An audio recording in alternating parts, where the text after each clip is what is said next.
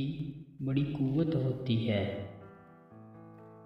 कितनी नाजुक होती हैं लड़कियां। पसंद का सूट न मिले तो ईद नहीं मनाती, मगर एक नापसंदीदा इंसान के साथ चुपचाप पूरी ज़िंदगी गुजार देती।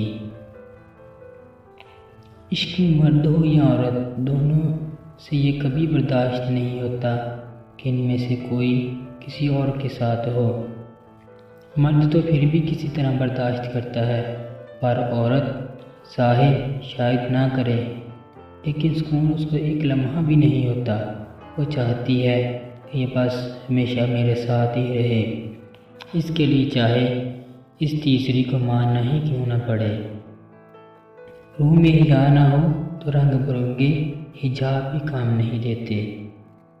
कम बोलने वाला लड़का और ज़्यादा बोलने वाली लड़की एक मुकम्मल जोड़ी होती है।